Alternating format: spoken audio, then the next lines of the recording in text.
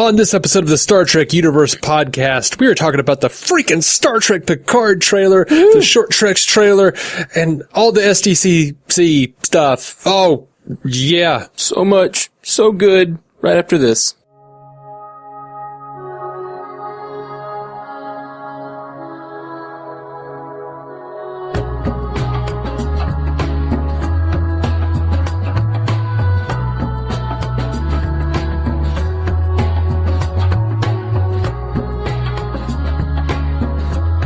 Welcome to the Star Trek Universe podcast. My name's Matthew Carroll. I am David C. Robertson. What is up, David C. Robertson? Dude, okay. It was the most unfair thing ever. Oh, yeah? Like, what was? Bethany went out of town. I'm busy. You were doing like a big birthday party thing. Yeah. Happy birthday and to then me. I started getting a flood of news coming in about everything that's happening at San Diego Comic-Con. First with Star Trek, then all the crazy Marvel shit that dropped, which we won't get into here, but right. Dear God. Check the Marvel Cinematic Universe feed for that on Monday or Tuesday. Shortly I'm on board, all of it. Yeah, man. And everybody's indisposed. No one can talk to me about this thing. Yeah. I was like, you sons of bitches. Yeah, you texted me. You called me and you were like, hey, so I thought I would have heard from you today by now. And you had texted me a couple times, but I was like out at a birthday party, so I just totally didn't even have time to respond. We had a super soft birthday party, which meant we all went out and dressed in like boas and tiaras and unicorn stuff and like played bowling.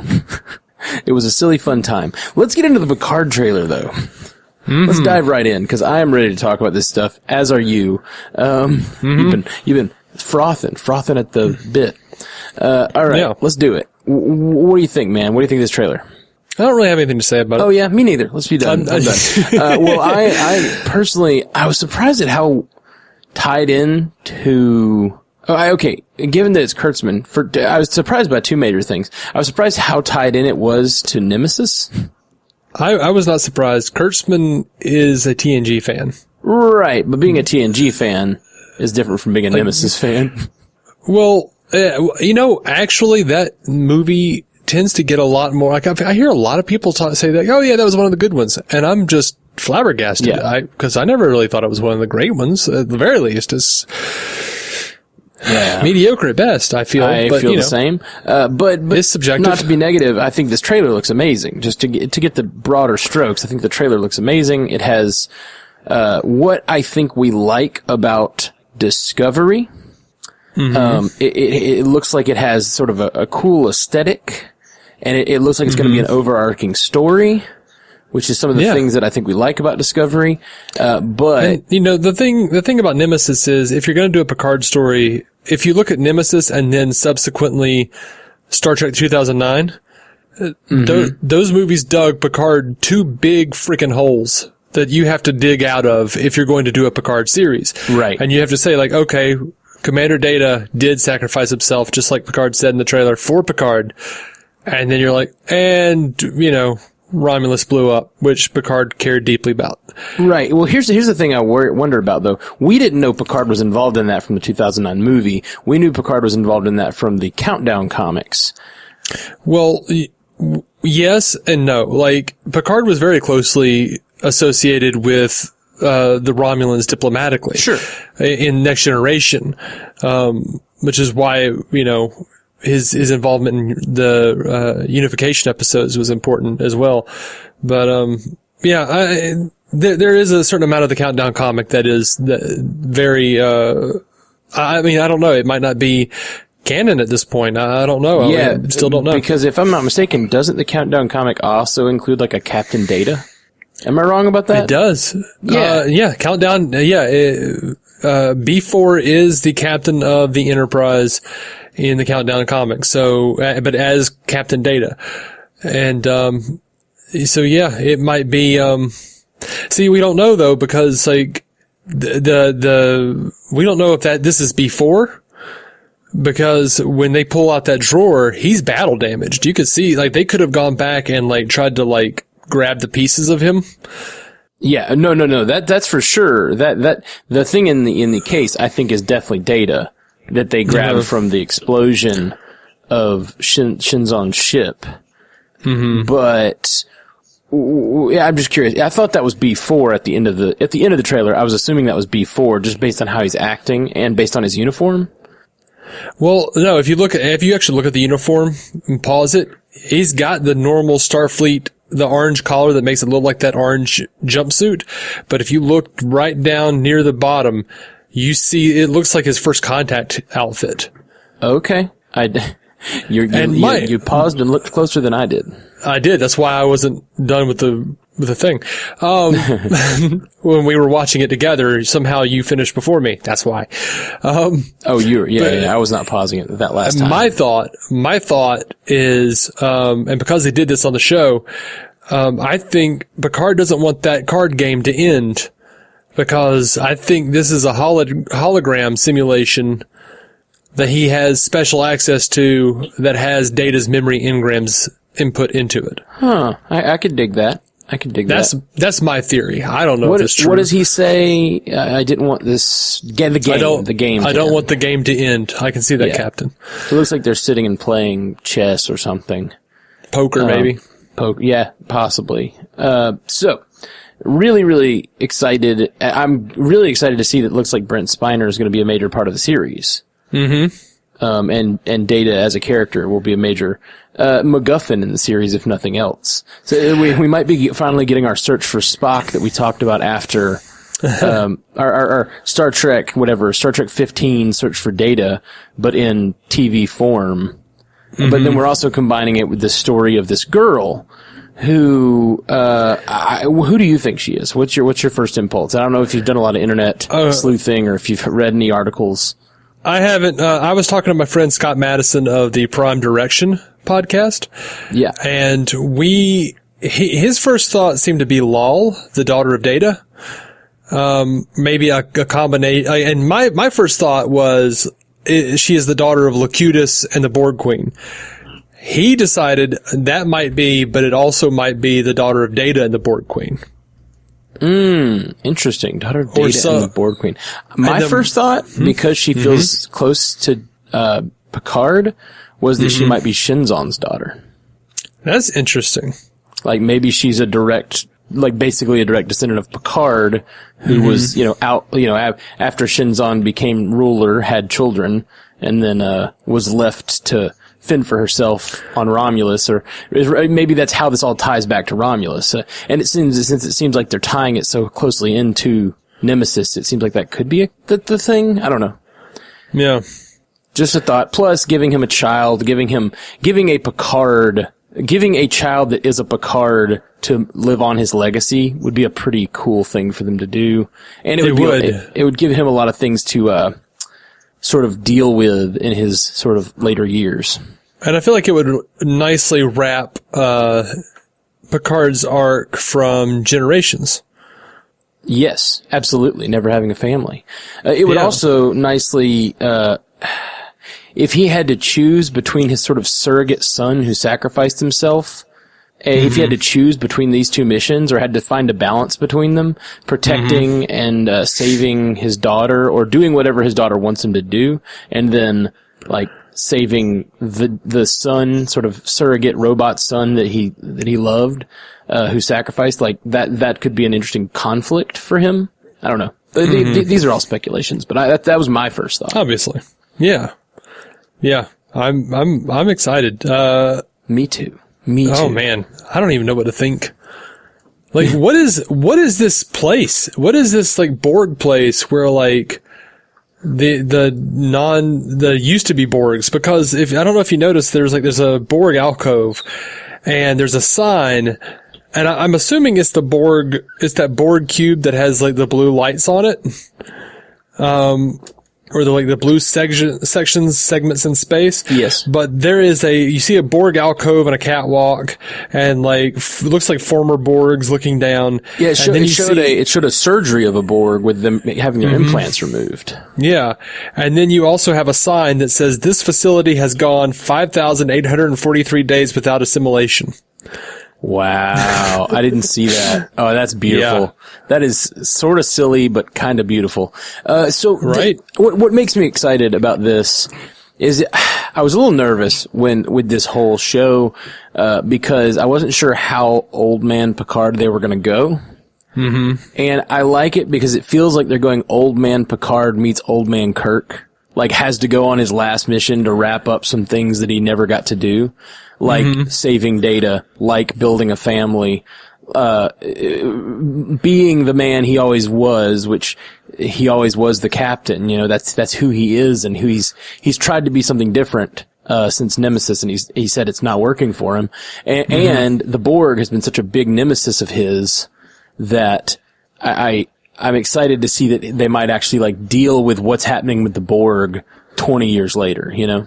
Yeah, I'm excited because they've said that they're planning on at least 3 seasons here. Yeah. You could really wrap up a whole lot in 3 seasons. Absolutely. You could. And there's always been stuff from Next Generation that I desperately wanted wrapped up.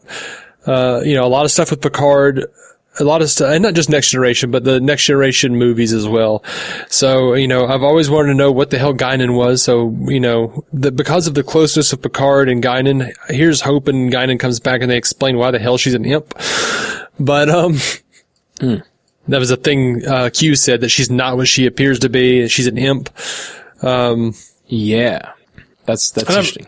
And I've heard people say that they wanted Q to come back, but I feel like Q's storyline was really wrapped up super well in All Good Things. Like, we didn't need him in Voyager at all. Yeah, in many ways, TNG is bookended with Q, and in many ways, it's kind of the story of Q testing them.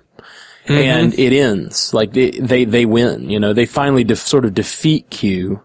And I not defeat, but like pass his test. And I thought it was really well done. Yeah, All Good Things is so good. How did you feel? Because you and I, neither one of us are, historically, we're on the record as not big Voyager fans. We don't care for Voyager very, very much at all. Right. How did you feel about 7 of 9 showing up? Well, she did more development in that one sentence than she did on the entire series. That is exactly how I felt. And when she showed up, when she said, "What the hell are you doing here, Picard?" and it cuts over and we see her, and I'm like, oh shit, she's not even 7 anymore. She's Annika Hansen. Dude, upon seeing her, I screamed myself hoarse. Oh yeah. Well, what excited me more about it than anything else, I'm excited to see 7 and 9. Excited to see her, becoming Annika like she, wanted to do. And I'm assuming she's probably working with these Borg. Like, it makes perfect sense that she would be like a Federation liaison to these ex-Borg cubes. Yeah. It makes absolute sense. And so if he's having to interact with them in some way, it would make a lot of sense that that's what's going on. But what excited me more than anything is that they're not afraid to pull from things that aren't TNG. Now, Voyager's not my favorite show, but the fact that they pulled 7 and 9 from Voyager means they could easily pull Kira Nerys from DS9. If they wanted to. Whatever. Like, whatever they want to do, they could do. I would personally hope for Chief O'Brien, since he has a relationship with Picard. I'd love to see Chief O'Brien, but there's just so much in the...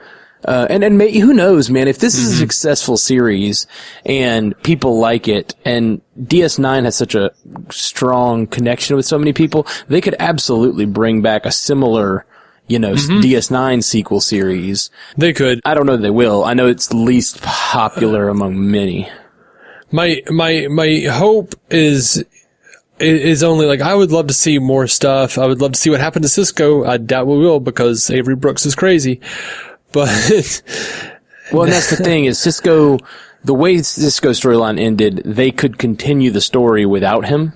Mm-hmm. They could have Jake, there on the station being a leader, and we just watched he's a writer, but no. Yeah, right. No, I know, but he could. That's why I said leader and not like the captain of the Federation. Like, he could be he could be a community leader is kind of what I was meaning by that. Oh yeah, okay. Like, he could be. That makes sense. He could be an older man living on the station, kind of waiting for his father. Maybe being a writer, he's taken up the writing the new chapter in the Bajoran religion because his father is maybe he's writing the history of the people or something. Like, I could absolutely see him doing that. Wouldn't it be amazing if they did we do a DS9 series where we come back, DS9 is abandoned, and it's just basically like Harlan Ellison's Wonderland. It's like Harlan Ellison's house, but it's Jake's like writing mansion. You know, he's just there, like it's abandoned. And he's just like skittering about writing shit. Yeah, maybe. Anyway, I don't know. That just like, I don't know why that appeals to me. Yeah, it just does so much. Fun. I'm not saying there shouldn't be a story. That should just be the beginning of the story. Right. Well, let's, I want to talk about DS9 and what they should do more, but let's talk about Picard, the thing they are doing. Any other things in the trailer that particularly stood out to you? Let's see. I love seeing Alison Pill. Like I said, I've said before, I enjoy her. She's playing Dr. Agnes Girardi, and she's a researcher, and she's confused with her place in the world. I'm always excited to see her. Now I don't know the girl, she's on the Newsroom, and she was the drummer in Scott Pilgrim versus the World. Okay. Gotcha. Now, the girl, Isa Briones, is playing Dodge. That's the girl that, that's the girl who might be his daughter or whatever she is. She's somebody's descendant, probably. The Destroyer. The Destroyer. I was excited to see all of that. It just looks like insanity, and, one of our listeners, Nerdy-tastic on Twitter, just said she loved seeing Picard's goofy smile when he said, engage, and I did too. It was, yay, Picard. Yeah. It felt so different. Him saying engage. It felt so different. So less sure of himself than he ever has been. Mm-hmm. But also, like, it felt like an old shoe, you know? I don't know. It just felt really nice. Yeah, it did. Completely unrelated to any of the character movements or whatever. Like, I really liked the moment when they kicked a security guard off of that tower or like that staircase and a beam caught him. Because I'm assuming that is just a safety protocol on whatever Federation base they were on. Was that a security guard? Because I thought that was Dodge, the character, the girl. Who fell and got, no, I thought it was a security guard. Okay. It looked like, because there was another one dressed just like him behind him, and they were running, they were chasing her, I thought. But I may be wrong, but it looked to me like, someone was kicked off of the thing, and I liked it because it was, I think it's just Federation safety protocols inside whatever area they're in is so run by the Federation that you can't fall from that height without being teleported. Mm-hmm. That's the way I took that. It's just like a safety measure, and I thought that was really cool. That would be cool if that's what that was. Yeah. It was cool in either way. Whatever. Yeah. It's cool. It's cool either way. I liked that there was a Picard day. I love that I don't know if that was a holodeck thing or if that was like a dream sequence or whatever. I don't think so. Based on what the character next to him is saying as well, she said, you don't remember who you are. We have, sometimes you don't remember who you are, so we do. Like they're remembering him as like this amazing captain that did so many great things for the people and then had to retire. I don't know what they think of him as exactly, but it also seemed like all of the characters that are joining up in his crew seem like maybe they grew up under his shadow, sort of. Mm-hmm. I'm really excited to see who all these crew members are. Yeah, the banner, it looks like it is from the Pegasus episode. Because at the beginning of that episode, it is Captain Picard Day on the Enterprise. Oh, okay. I didn't realize that. Yeah, and all the names were the same. Oh. That were, like, cause the kids, it was the thing that the kids did. And they drew pictures and made little, like, okay, never mind. I'm straight up wrong. Paper arts and stuff. Yeah, I just assumed because it also goes with the theme, and that's why they put it there. But it goes with the theme of he was a great man, a great captain, and he's kind of forgotten himself. He's resigned to be this man living on a farm, and that's not who he is. Which is funny because it reminds me of the comic book Kingdom Come, where like they go to get Superman and he's just been like, since Lois died, he's just been like hanging out in like a giant holodeck that looks like the Kent farm, and he just farms this fake land. No, that's so sad. It is. The Kingdom Come is so great. Yeah. Any other things you want to touch on that trailer? Not necessarily in the trailer. How did you think the Data looked? Not good. You didn't think he looked good? Not the actual live version. The robot version looked great, the one that was disassembled. I thought I hate to say it this way, I'm really not normally this guy. You're normally this guy, so I'm surprised that you feel differently. Mm-hmm. I thought he looked really chubby. I thought he looked, well, yes, but he looked exactly the way he looked in Nemesis. Okay, that may be. I'm just remembering him from TNG more than I am Nemesis. So he looked very human. He looked very, he did look like they did a good job. I'm not, mad at them. Mm-hmm. I almost wish they could have really done it good like Marvel does when they're de-aging stuff. Well, I think they did, honestly. He looked like he did at the end of Nemesis. Yeah, you're probably right. I have visions of him as like a, first season of TNG. That's my current thoughts about what he looked like, Right. So seeing him in that, he looked a lot older, and I guess it's fine. Data can age. They've never said he can age. They've implied that he can't, but they've also explicitly said that he does. Right.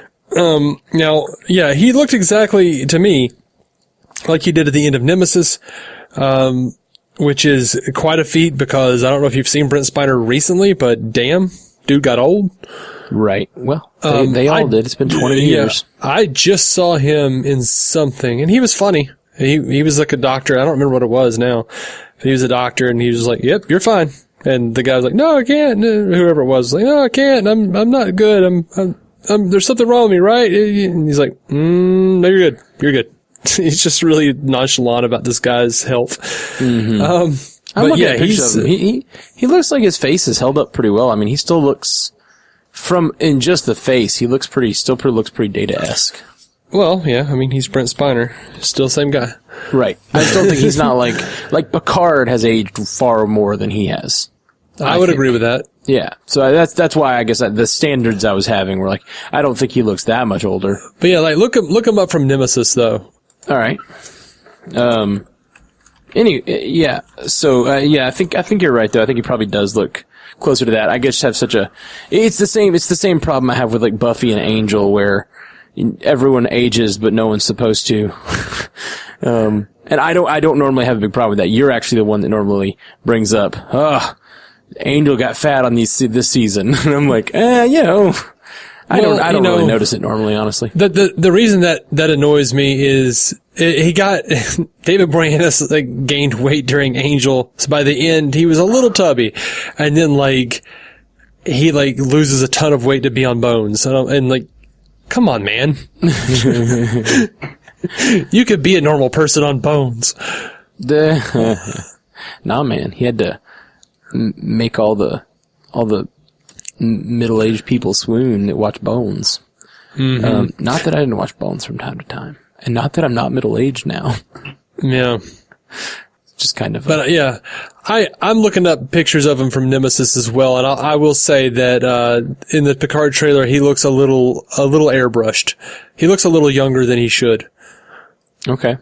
He looks the same amount as Tubby, but he's still right. He looks a little older in Nemesis. Either way, I just don't really care too much. I'm willing to understand the, I love when Marvel does that. When Marvel makes, someone when Marvel makes Samuel L. Jackson look 30 years younger to be in Captain Marvel, it's an amazing feat. That is the best example because, in all the other versions, it was a little wonky, I think. Oh, I don't think that's the case with, Michael Douglas looks really good in Guardians 2. Guardians No, I'm 2, sorry, Michael Ant-Man. Douglas. Ant-Man. Okay. Sorry. All right. I always get these two confused. I always get their names wrong, and I thought I was doing it right, and I still did it wrong. I think he looks really awesome the shorter the amount of the scene is. But Peggy looked bad. Interesting. I thought. Didn't think so. Well, wait. Peggy was just about... I don't agree. I don't think Peggy looked bad. Because Peggy was pretty close to the right age at that point. I don't think they didn't have to go very far. I do think that the old age on Peggy looked a little sketchy. Yeah, but anyway, that stuff doesn't normally bother me very much. And the point is, I don't really care. Yeah. I more care the story they're trying to tell. I can forgive sort of production, like budgetary issues where you can't make someone look exactly like they looked or whatever. Mm-hmm. But that's great. I'm glad you dig it because you're much more critical of that stuff normally. I can be. I might actually watch it and go, "Oh God, that's terrible." Yeah, what happened? I think it might be weird the choice of shot they used in that moment. It's like a super close up, and it kind of makes it's not very flattering close up. It's like I feel like they probably could have done better, better choice. I don't know, maybe.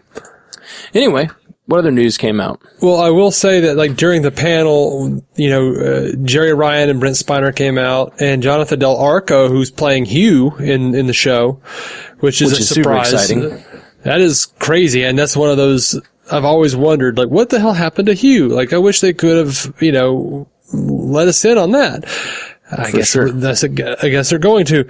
And, we didn't talk about this because it just happened. I guess I've been saying it all along, but apparently Michael Chabon was announced as the showrunner a couple weeks ago. I seriously thought they announced that months ago. Okay, cool. But whatever. And, what else has he showrun? I don't think he's showran anything. He's, he wrote Calypso. Okay, that's right. Yeah, I like Calypso a lot. And he's a writer. He's written a bunch of stuff. Cool. Like a bunch of books and stuff. Like, Cavalier and Clay and Telegraph Avenue. He's a good writer. Okay, cool. But Michael Chabon revealed that, Jonathan Frakes and Marina Sirtis will show up on the show. Like, Riker and Troy are back. Nice. I'm assuming over the course of this series, we're going to get almost everybody back. In some form or fashion. Maybe. I can't imagine Geordi's not coming back. Right? Yeah. Geordi's got to come back. He's just still so beloved and one of the most beloved characters. For me, I think he is my favorite character. So, in the original TNG, I really loved Geordi. As he has gone on to do other things, I just really like him. I really like LeVar Burton. Mm-hmm. So I'd like to see him come back. I think he could come back with some style and, like, really just, I always just liked him as engineer. Yeah. I'd like to see him at least be on the show somewhere. I always liked seeing him show up in things like when he showed up in, I think it was Timeless on Voyager. Hell, I think had a special, place in my heart for the episodes he directed of Voyager. When I see his name, I think I like those episodes more. Very cool. I like LeVar. But, so they've got Michelle Hurd. She's going to be playing a character named Rafi Musiker, I don't know, who has an unrelated relationship with Picard's past. She said it's a delicious character to play. Santiago Cabrera is playing, Cristobal. That has to be on purpose, right? Cristobal. Right. Chris Rio as an ex-Starfleet officer. We got Harry Treadaway as Narek. Evagoria as Elnor, and we did get confirmation that Picard's dog's name is number 1. Oh, that's great. That is wonderful. Because they put out the poster a couple days ago, and he had a little dog, and on the collar you see a number 1 on there. That is the dog's name. That is so good. I love that so much. And I really can't wait for Riker to meet that dog. Yeah, that's classic. Uh-huh. Oh. He's just gonna give the same look he gave Picard from Nemesis when Picard said Mr. Troy. Yeah. Good stuff. Man, I'm so excited about this show. This is, I know you're resistant to this exact sentence, but this is what I really want out of Star Trek. And I don't just mean like, I don't want to shit on Discovery by any means. I like Discovery. It has grown on me even more than I liked it in the beginning. And our rewatch really changed my mind on some of the things I didn't like to begin with. And some of the, like, doing this cast, we've really dug in pretty hard on Discovery and tried to tried to like it and tried to do research on like the hologram issues and then the issues with the communication, whatever, all the things, they're starting to make a lot more sense to me. Mm-hmm. But I always just wanted Star Trek to move forward. Yeah. That's the biggest thing for me. And like, even like Picard or not, I'm just very excited to see the future of the Federation and to see what's happening with the Borg and all of these characters. I'm just so excited. Yeah, I care less about the future of the Federation, more about the characters, but I'm resistant to that notion of give the fans what they want. And I've heard a lot of people bash Discovery, like finally, instead of stupid Discovery, they're giving the fans what they want. And I've seen so many people say that on Twitter, and I oppose that to some degree, but just because I'm a DC guy, I'm a DC fan, I've seen where that leads. Right. And it leads to entitled fans and splintered fan bases. Like, I'm watching all these different segments of the DC Comics fan base just like riot with each other online, and it splinters the fan base in such a way that you can't please everyone. Right. Well, anytime you have a thing that's this loved, any kind of changes are going to be hard to swallow. Any kind of new thing is going to be hard to swallow. And I really hope that, this is just good enough that it can capture the fan base. And I think with Picard in it, it might be the thing that kind of holds the hands of the fan in a way that says, hey, it's Picard. Now let's show you a different kind of Star Trek. It's not, I highly doubted this is going to be an episodic show. I don't think it'll be a morality tale every episode kind of show. I love those kinds of shows. I grew up on Star Trek that way, but I don't think that's what this is going to be. And so I am just excited to see what they do with it, Oh yeah, and one of the great things, like I saw the first place I saw the Picard trailer was on Facebook, and I saw a comment like like an older guy said, if it's going to be on CBS All Access and I have to pay for it, and I'm not watching it. He says, if I want Star Trek, I'll watch the Orville. And then like the next thing that I saw when I scrolled down was that the Orville is going to Hulu exclusively. And I just laughed and laughed. That's funny. I love the Orville. But it's just different. It's a different kind of storytelling. And I think that these days, telling that sort of episodic moral storytelling that the Orville does every week, and I love it. It's really great. Check out the Orville Universe podcast. But, plug. Oh yeah, you did do that. You did start that, didn't you? Yeah, man. It's up and running. We're like 5 or 6 episodes in. We're doing a rewatch of the first 2 seasons in preparation for season 3. That's awesome. It's great stuff. You guys can go enjoy Matt's podcast while it lasts, because, you know what happens when Hulu takes on a show exclusively.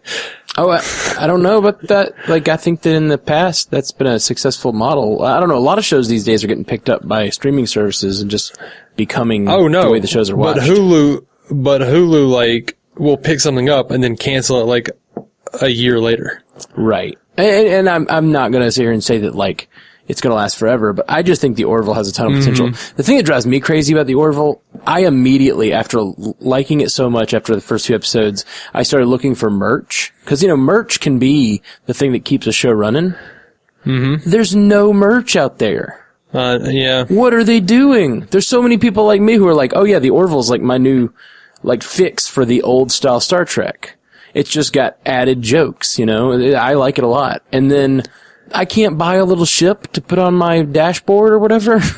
Yeah. It's crazy. It's crazy. Oh yeah. Get on it. Like StarTrek.com just had a sale on some of their shirts. Like, and, me and Bethany both got disco shirts. Nice. Yeah. They were like $10 a piece. I bought a full-on disco uniform, by the way. Did you? I did. I'm losing weight, as I've mentioned on the podcast, probably in the past. I'm down 170 pounds. And I didn't want to buy a uniform I wanted a goal uniform that I'm about 40, 50 pounds away from, but I didn't want to buy the classic Trek uniform until I get down to my actual goal weight. So I was like, you know what? A disco uniform. That'll be a nice, like, middle of the road. Like, I lose 40 or 50 pounds, fit into that, and wear it for a couple of months or whatever. And then once I get down to my eventual goal weight, I might get some other Trek uniforms. Yeah.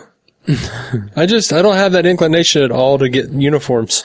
I don't know. It was a good driving force. I bought a Star-Lord duster that you have worn. And I would love to try it on again now that I'm 80 pounds lighter. Yeah, man, you'd be because I fit into it now. You would be just swallowed up at this point. Wow. Yeah. Star-Lord could swallow me. Come on, man. You could swallow Star-Lord. All right, let's, I know, I could see how that relationship would play out. I don't know how to feel about those words. Sorry. No, you're not, you lying bastard. Not that sorry. All right. So let's get into the next thing. Is there any more Picard news to talk about before we dive into the short trek stuff? Not to my knowledge. I think they gave me as much as I could handle. Yeah, man, for real. Oh, I do want to say, like, and I don't know that I said this on the show because we did have a short conversation before the show started. I am so excited to see Annika. I'm so excited to see 7 of 9, like, actually, like, her development happening. Yeah, me too. Yes. I always wanted to see that happen more and more. Like, I'm like, put your hair down, be a person, stop being Data. And now she is, and I'm so excited. Yeah. Oh my gosh, I'm so excited. Like, I paused it hoping that Admiral, by the way, was Janeway that Picard was talking to. Yeah, me too. Me too. I did the same thing, and I was like, no, not Janeway. I was gonna say, and I think I got sidetracked. I really hope they steer clear of the Reeves-Stevens Shatner syndrome, where they just completely grab people from shows and throw them into Picard. Not like, oh yeah, it makes total sense that entire galaxy Kira is going to show up and hang out with Picard for a minute. Like, I don't want that. I hear you. I hear that, like, you want it to be plausible. But to me, especially Bajor, they're just easy ways to write this shit. Like, there's plenty of reason to believe that they might need to go to the only stable wormhole in existence. That might just be like, by the time DS9 ends, that's just like a really regular travel route. And with their new relationship with the Dominion and everything, like, hopefully we'll get a glimpse of that. And it's very possible season 2, maybe there'll be a Dominion storyline, and maybe they have to go through the wormhole, and then it's easy to throw a little Kira in there. Or not only that, if there's some reason that they need Picard to go talk to the Bajorans, because he was one of the first people to really get in there and try to convince them to join the Federation back in the Next Generation days. Absolutely. But, they could finally join the Federation, which would be a kick in the face to the people who wrote DS9. But maybe it's time. Maybe 20 years later, they finally decide to join the Federation, and Picard is there in a ceremonial fashion because he started the peace talks to begin with. You know, there's plenty of ways you could do it and it not feel forced. There are lots of connections, and not to mention, he might need an old friend and need to go find O'Brien, who's still over there making that station work, you know? You know, I think at the end of DS9, O'Brien actually accepted a teaching position at Starfleet Academy. Oh, well, that's even easier for O'Brien. But as you said, I don't really care about, I'd love to see DS9. I would, but I don't really care about the ships and the stuff as much as I do the people and where they are. And it's much easier to bring O'Brien and Worf and Kira and whoever else, Odo, into the storyline than it is to get Picard to run through DS9. Yeah. Probably. I don't know. You know, we just sat here for 2 seconds and came up with 16 reasons he could meet all those people. Like, there are easy story reasons you could do that. Yeah. But we're awesome. But we're awesome. That's true. That's true. Well, let's talk these short treks. We got a short treks trailer as well, so we're going to dive into that. So the first thing I was very excited about the short treks trailer is how much of Pike's crew it seems like we're leaning into. Oh yeah. It looks like at least 2 of the 6 short treks this year. Yeah, I believe they actually did say it says it has a list of them at the end of the trailer. I think I counted 6.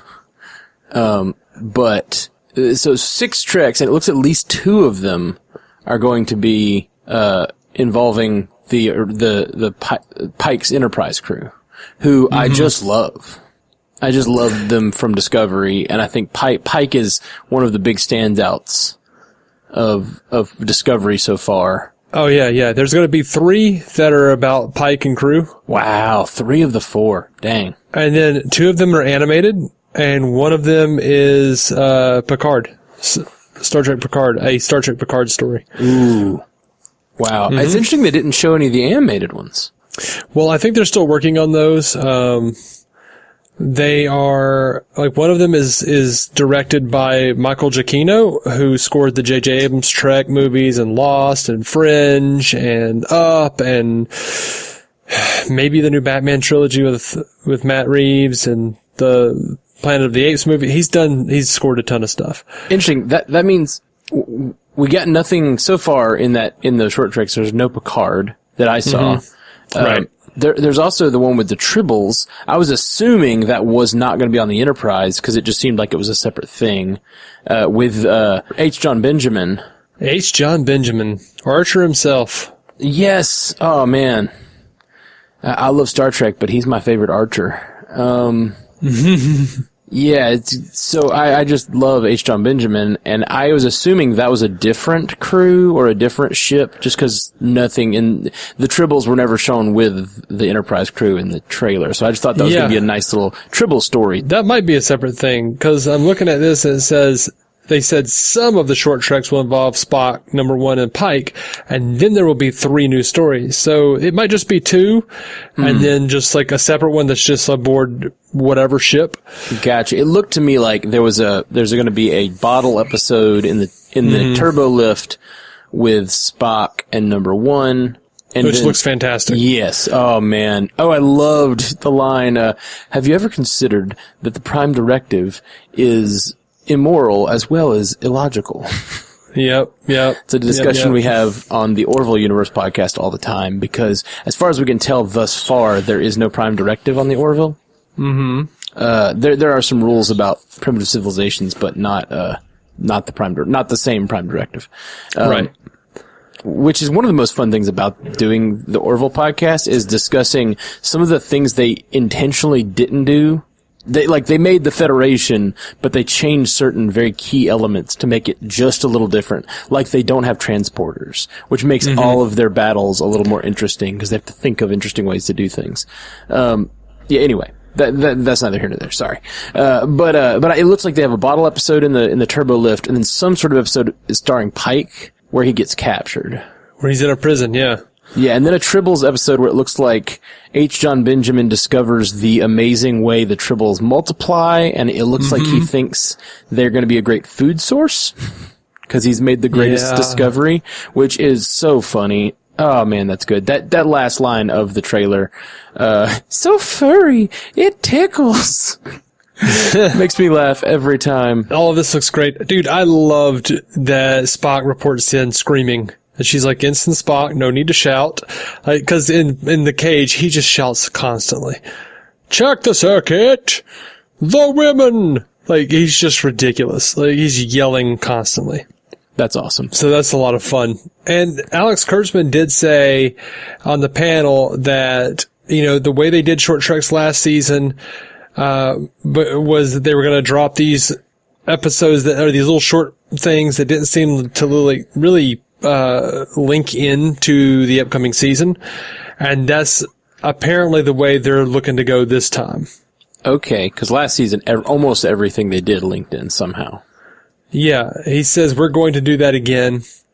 He does say some of them will involve Spock, number 1, and Pike. There will be 3 new stories. 2 of them are animated, and they won't be in the style of either of the Lower Decks or Nickelodeon series. He says they're quite different. One will be directed by Michael Giacchino, who scored Star Trek by Abrams. One of them will be directed by Olatunde Osunsanmi, who is the main director on Discovery. And that's going to be in a totally different style. And the last one will be a Picard teaser. And it will give you a sense of what happened to Jean-Luc 15 years before we enter the series. Ooh, man. Do you think that'll retell some of Countdown? I don't know. That seems like about the right time period for it. Man. So excited. This is so much fun, man. I'm just loving talking about Star Trek again and having so much to talk about.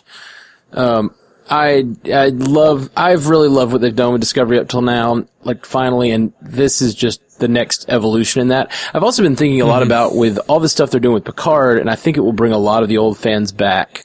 I'm even thinking, even on our little podcast here, we might get a lot of new people listening because there's a Picard trailer. So if you're new, thanks for coming and hanging out. We're going to talk Star Trek every week. Well, not every week, apparently. Well, every time. As much as we can. When there's new content, we tend to produce every week. But when there's a big drought like this, we're kind of a little more quiet.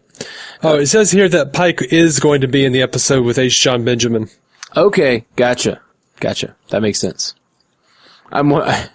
He also says captain in that one moment in a sort of pregnant way. He says something like, "Thank you, Captain," into the camera, basically. And I wonder if that's supposed to be a tease that we're going to see another captain. Maybe another captain that we should know. Oh, Kurtzman also says the Spock in number 1 is stuck in the turbo lift is going to be written by Michael Chabon. Sweet. Who did Calypso and the Picard showrunner. Nice. I like him. Now, here's a cool thing. They were talking to Heather Caden, who's an executive producer, and she told this is another outlet, that Calypso, she said we're definitely gonna see that sometime down the line. They are planning more with Calypso. Awesome. I have a feeling we might see it in Discovery or something like it. At least more with that world. She says we definitely want to deal with that story in particular down the line, especially with that actor Aldous Hodge. Great. I love Aldous Hodge. He's awesome.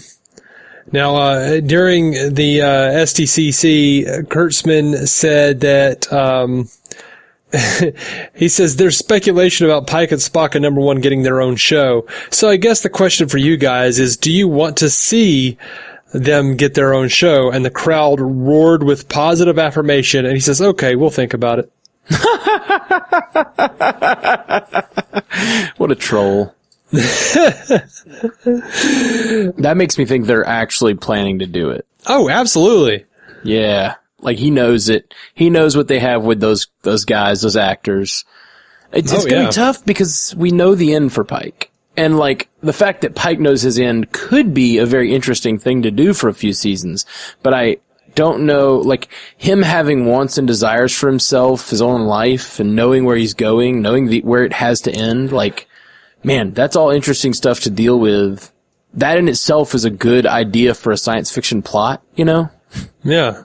And hell, I think you're selling me on it. That's well, like placing that, cause it kind of puts a meta perspective on it, because part of the problem with Discovery is we all know where it ends. That part of the problem with any prequel is we all know where it ends. What if the character knew where it ends? And that's kind of what they've done with Pike, and if they did a Enterprise show, it would be like, in the light of knowing how this ends, how can we tell these stories? And even with the character himself knowing how it ends, that is a cool meta idea. And you know, it doesn't have to be a long, like, I find that I'm still struggling to not think of these things as like 7-year adventures. You know what I mean? Like, they don't have to be that long. They can be limited series that are just quality series, like 10, 13 episodes a piece, and then just be done. They don't have to continue on. Absolutely. And that's something they talked about. Like, they talked about that Khan limited series. It seems like that might be on the scrap heap for now, or maybe pushed back or something. I haven't heard anything about it, and I heard troubles about it, I think. But they've been talking about that way, and once you're just subscribed to CBS All Access, if they just keep good Star Trek coming, it doesn't matter if it's one show anymore. It doesn't matter if they have any ongoing series happening. They could do a Picard series followed by a Riker series followed by a Data series. And if they're all good and all quality, like Star Trek fans would be there and on board and watching it. And it would, not only that, but it'd be exciting the, sort of back catalog, cause I'm definitely wanting to watch some of those key Picard episodes. And now that we've seen the trailer, like we've talked about that, watching some of the key Picard episodes before we, get to the Picard series in January. Is that right? I think it's so. January.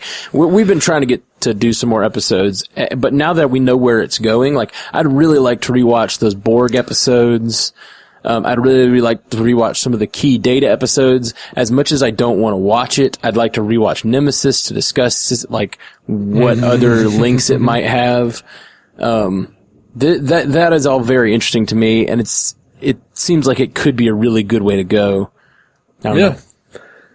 I do. I like the idea of bringing in, people from the other series. I just wanted to do it organically.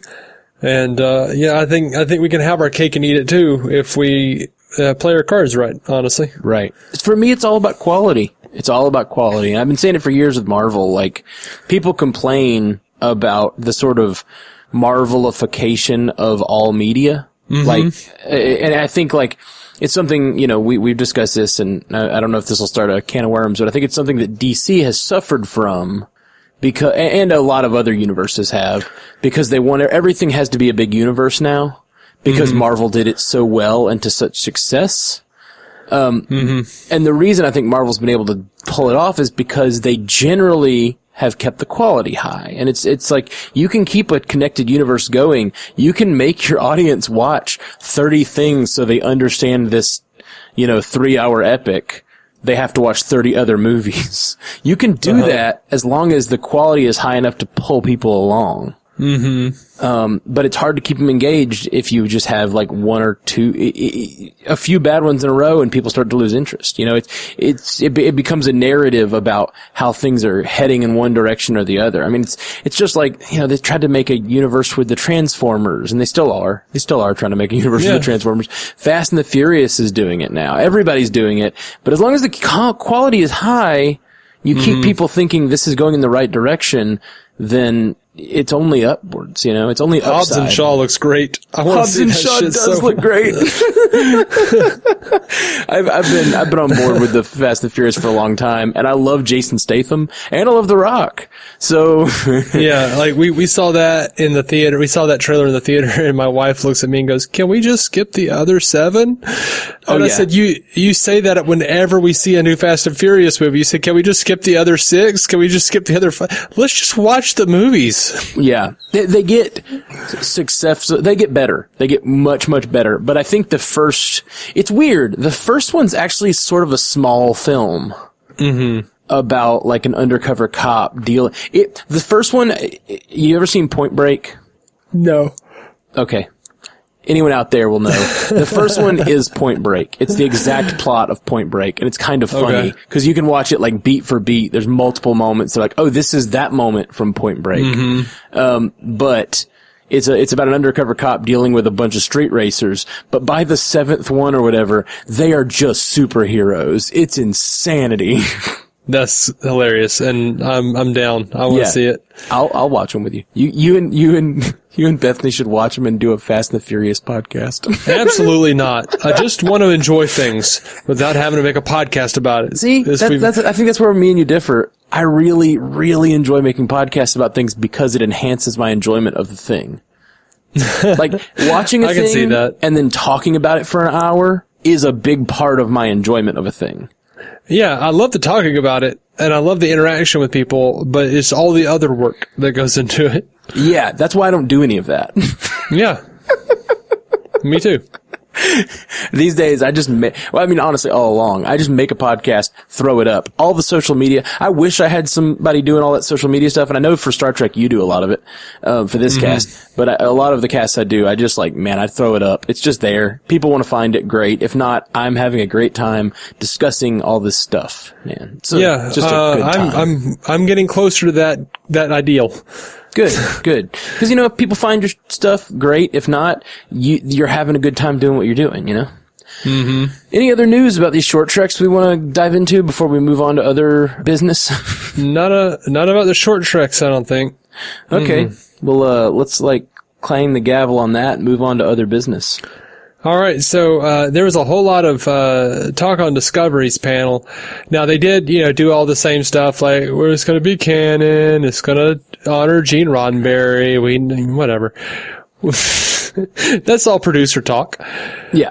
Now, Alex Kurtzman said when they get to the other side of the wormhole that they went through, the spoilers for Discovery. Yeah, spoilers for Discovery. If you're new, we're probably going to discuss some Discovery stuff. So yeah, we absolutely are. When they get to the other side of the wormhole, they have big problems. In fact, even getting to find each other may be maybe difficult because they may not have landed in the same place.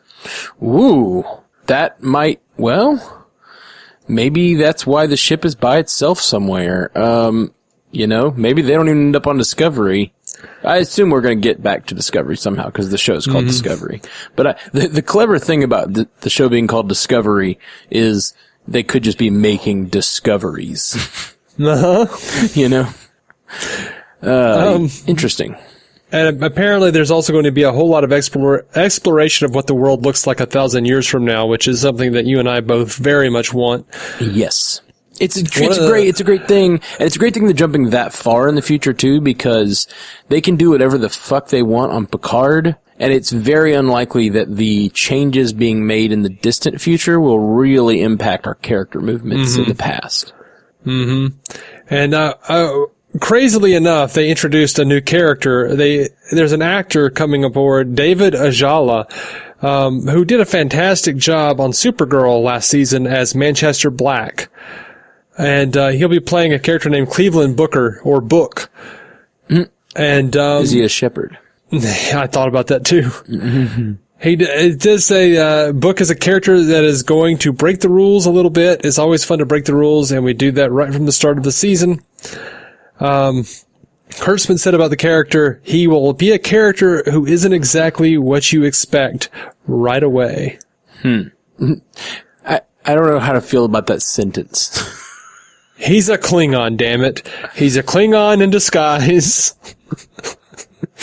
He's Ash Tyler all over again. You think? Is that what it is? No, I don't know. Oh, okay. I'm just being a dick. I thought you said it with such surety that I was on board. Such confidence in you today. Interesting. I don't like that sentence because it's like, he'll be what you don't expect right away. But we don't know him yet. How do we have any expectations? No, I think he's saying he's not exactly what you expect right away. Like, what you expect right away is not what he is. Oh, I see. Okay. Yeah. Well, then why are you telling me that? Now you got me looking around corners and I still don't like it. just being an asshole. Sorry. Yeah. Okay. What else we got? We got some Star Trek Lower Decks news. Neat.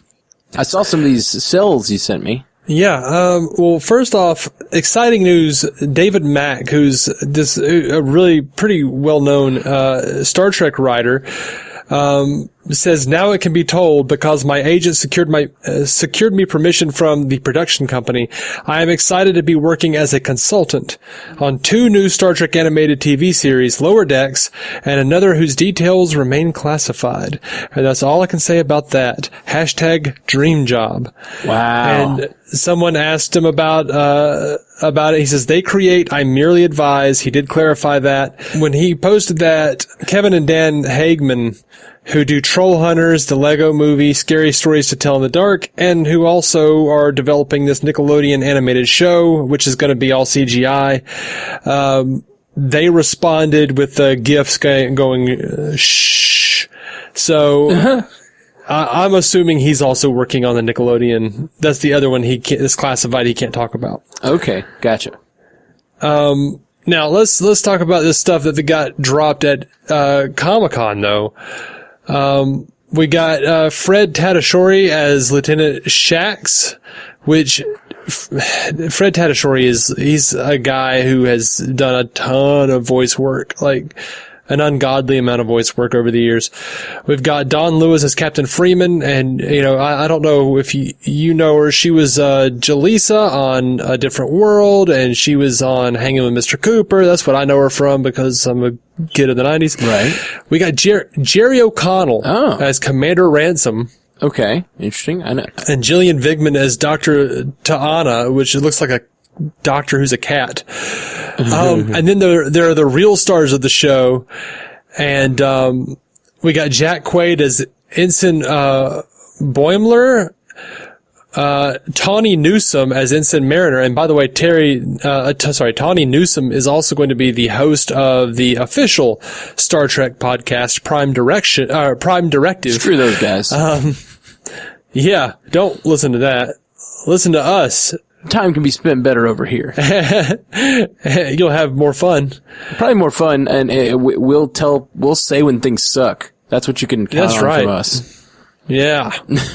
That's the good thing about third party podcasting is like, we love Star Trek. We are here to support it, but part of supporting the thing we love is saying when it sucks.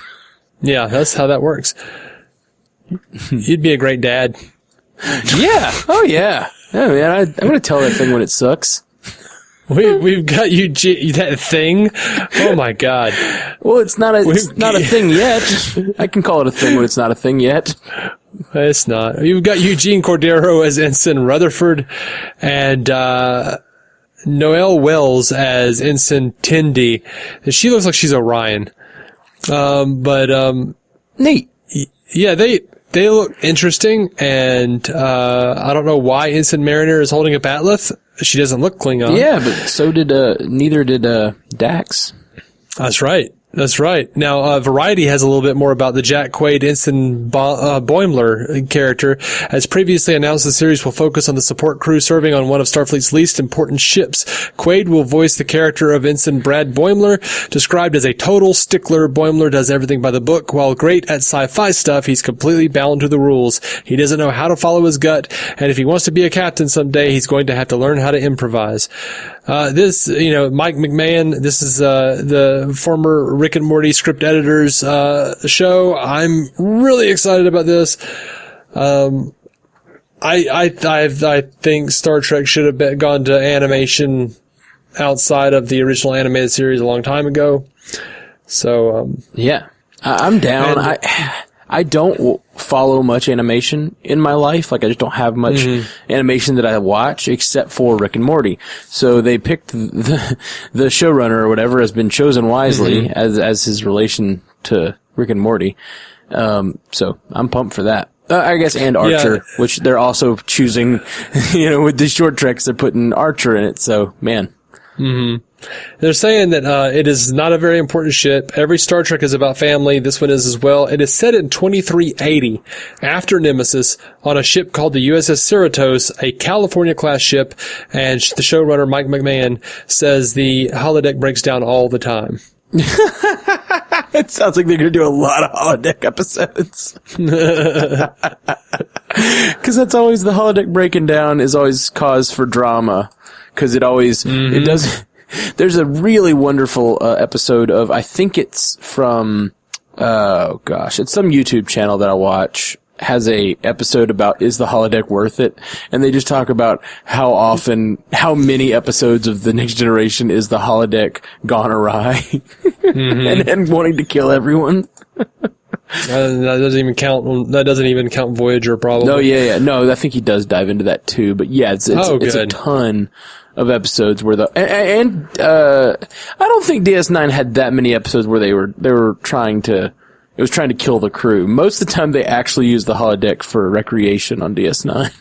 Well, it was the holo suite. Sure. For one thing. So it wasn't a whole deck. So that's a smaller thread. Oh, interesting. I never considered that it was a deck. I thought the holodeck was just the name of the thing. I never considered that it was an entire deck of the ship. Yeah, I'm not sure. That's an interesting take on that. It's a weird thing not to know, I guess. I don't know. I just assumed holodeck was just what they called the thing. But please note our man Bashir from Deep Space Nine when the holodeck malfunctioned and everyone was stuck in a spy thriller. Yeah, which was a great episode. Oh yeah, one of my favorites. But yeah, they do it from time to time. Don't get me wrong. Mm-hmm. But I feel like in Next Generation of Voyager, it was more common. Mm-hmm. All right. So moving on, the 40th motion picture release has been hinted at. During the Inglorious Trek-Spurts podcast, there was a Comic-Con panel that focused on the 40th anniversary of Star Trek the Motion Picture, and David Fain, a producer of the 2001 director edition of the motion picture. And if you haven't seen the director's edition of Star Trek the Motion Picture, it is far superior. And they haven't released it on Blu-ray. They've only released it on a special edition DVD. And he said that he and members of the team who worked on the director's edition were in talks with Paramount to develop the 4K version for release on Blu-ray and 4K. Cool. All right.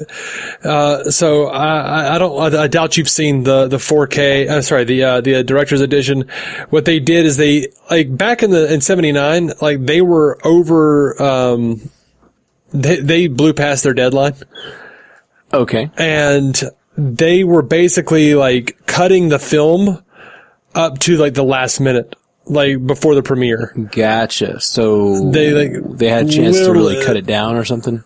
Yeah, they literally, like, were editing this thing until they said, we can't edit anymore, we've got to go. People were waiting in the theater while they were still editing, man. So in 2001, they brought in Robert Wise, who directed the original, and they did some edits for pacing. They did some minor fixes. They did some changes to the special effects that needed to be done, and you could see it when you look at it. It needed it. There were a couple of bits where you're like, oh, that wasn't finished for some reason. Right. And I think that generally that film just needed some editing. Like, they needed to cut it down. Yeah. In my mind. So, yeah, I am super excited for the notion of them putting the director's edition out in 4K and Blu-ray, because by God, that's my edition of the motion picture. I've watched the standard, for years, and then I watched the extended TV release for years, which the extended TV release has an extra scene or two, but one of them is like Kirk getting in his little spacesuit and going out to fetch Spock.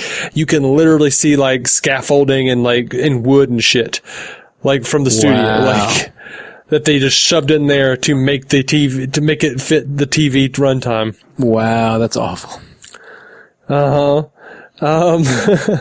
So yeah, I would love to see the director's edition show up in 4K. I'm really excited about that, if that is actually happening. It's not officially greenlit though. Okay. Here's the last thing I think I have to talk about. It happened like last week, and I told Bethany about it and just thought it was really funny. Deadline was talking to Quentin Tarantino about Once Upon a Time in Hollywood, and then they asked him about his Star Trek project, and he says, I don't know if I'll direct it or not. I've got to figure it out, but Mark wrote a really cool script. That's Mark L. Smith, who wrote The Revenant. He says, I like it a lot. There's some things I need to work on, but I really, really like it. And then he says, because they asked him about Simon Pegg, because Simon Pegg's been talking about how it's not going to be not Star Trek, it's going to be this and that. Tarantino says, I get annoyed at Simon Pegg. He doesn't know anything about what's going on, and he keeps making all these comments as if he knows about stuff. One of the comments he said, he's like, well, look, it's not going to be Pulp Fiction in space. Yes, it is. If I do it, that is exactly what it'll be. It'll be Pulp Fiction in space. That Pulp Fiction-y aspect. When I read the script, I felt, I have never read a science fiction movie that has this shit in it, ever. There's no science fiction movie that has this in it. And they said, I know, that's why we want to make it. It's at the very least, unique in that regard. And he does say that it's going to be R-rated. He doesn't think it's that big of a deal.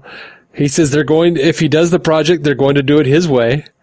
And he cites Deadpool as J.J. Abrams and Paramount as looking at Deadpool and saying, that it can work. Says J.J. said, Quentin, I love this idea because I think with Star Trek we can go any way we want to.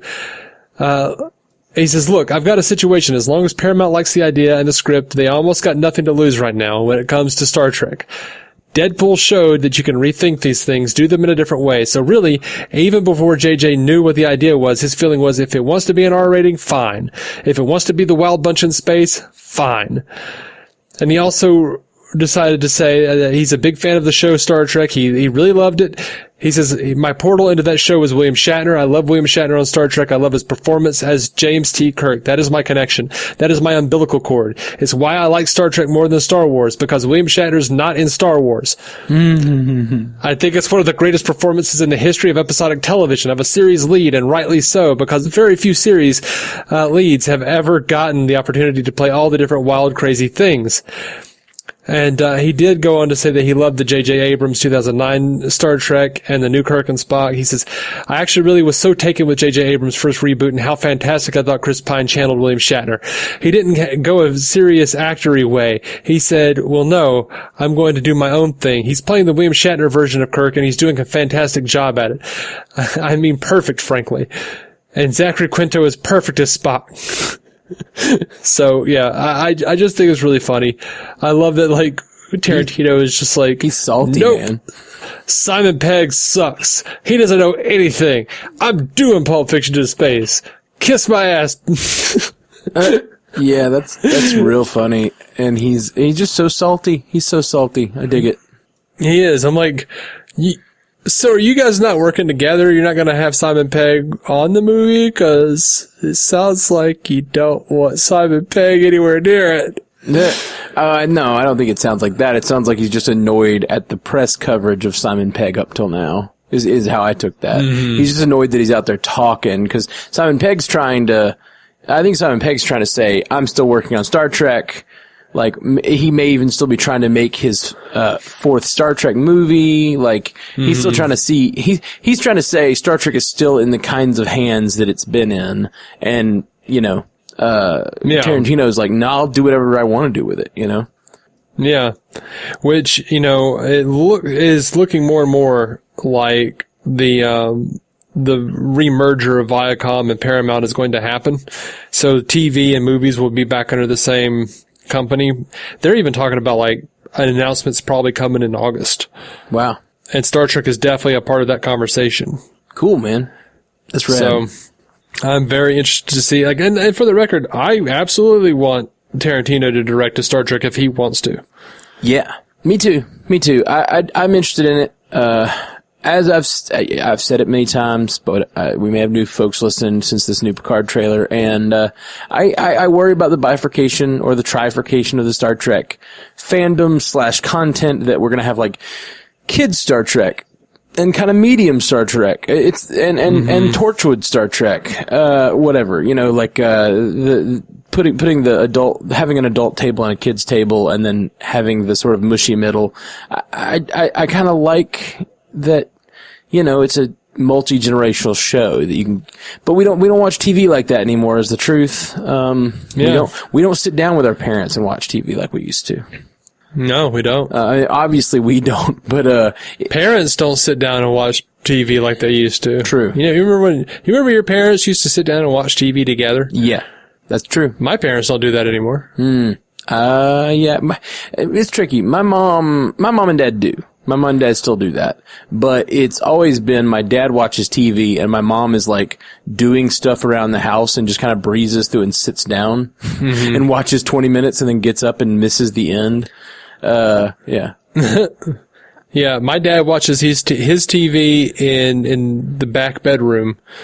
My mom watches Netflix on her phone. Yeah. I'm sure that's what's going on now. I mean, we've always, now that we have phones, now that we have content devices in our pockets, I'm sure that leads into these sorts of bifurcations of the fan base and of the content. I just there needs to be bridges between all of it so that kids can eventually be into Star Trek. Like, I want there to be a way for Star Trek to reach new people, because I do love Star Trek, what it does. Yeah, I think you're right.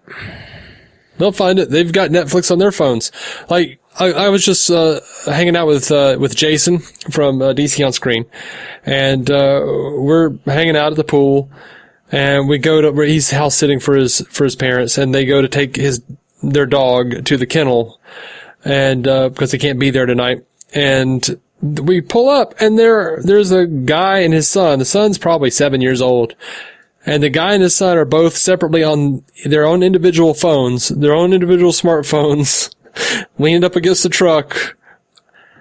We're like, what the hell, man? Like, these kids, they have their phones, they have access to this stuff, they're finding it. Like, right now, our Prime, and I'm building another website for our podcast. But right now, we're primarily on Tumblr. And whenever I sign on, man, I see people like these 15, 14-year-olds talking about how much they love Next Gen. They're watching it on Netflix. We're into DS9. Oh, we're into Enterprise. They're all watching it on Netflix or CBS All Access, because CBS, right now, Netflix has it all. CBS All Access has it all.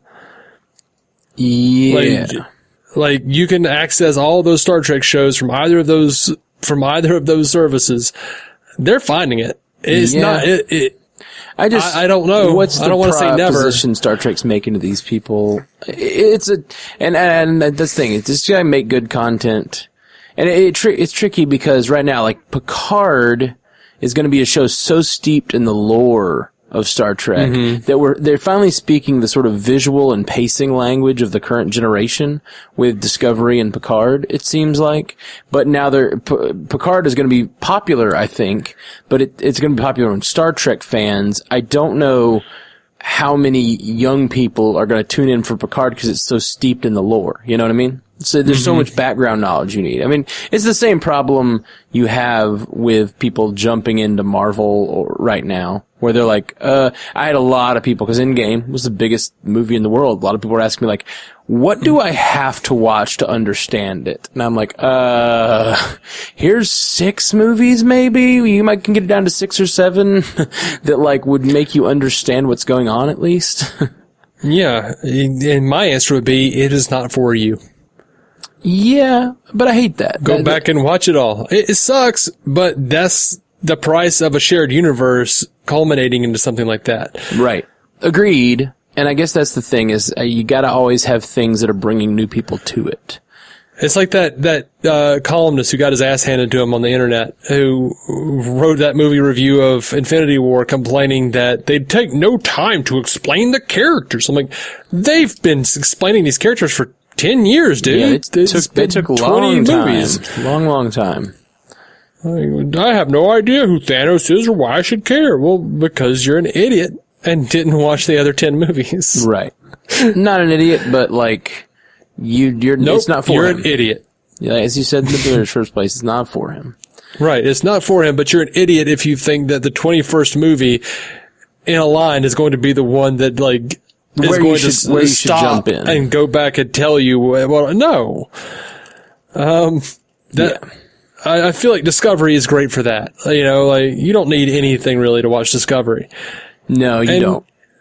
For the most part, you don't need any of that. You don't need to watch any other series to watch any other Star Trek series. I think Star Trek Picard might be the first. And I'm hoping that even with Picard, it's explained in a way that can bring new folks in.